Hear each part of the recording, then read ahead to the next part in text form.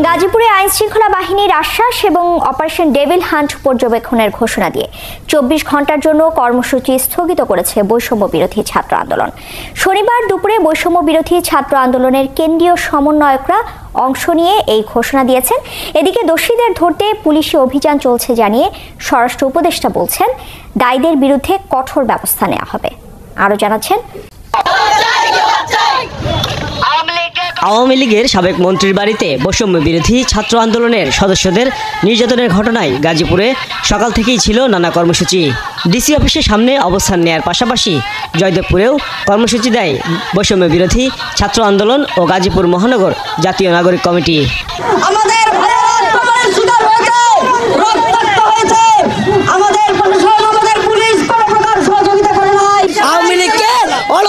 নিষিদ্ধ করতে হবে, এর বাইরের কথা নাই।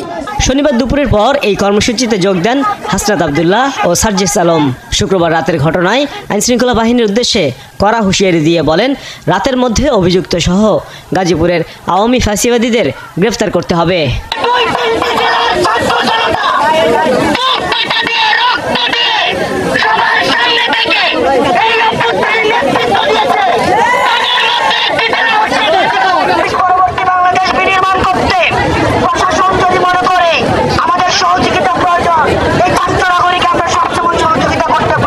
বিকেলের দিকে আসেন গাজীপুর মহানগরের পুলিশ কমিশনার, দায়ীদের দ্রুত ধরার ব্যাপারে আশ্বাস দেন।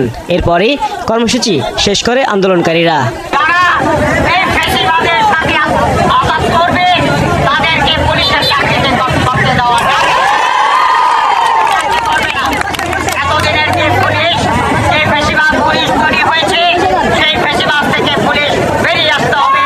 এদিকে গাজীপুরের দক্ষিণখানে মোজাম্মেল হকের বাড়ি পরিদর্শনে মেলে থমথমে পরিবেশের চিত্র। সাবেক মন্ত্রীর ডুপ্লেক্স বাড়ির ছাদে এখনও রয়েছে রক্তের ছোপ ছোপ দাগ। মূলত গতকাল রাতে এই বাড়িতেই শিক্ষার্থীদের চাপাতি সহ ধারালো অস্ত্র দিয়ে কোপানো হয় বলে অভিযোগ তোলে বৈষম্য বিরোধী ছাত্র আন্দোলনের সদস্যরা।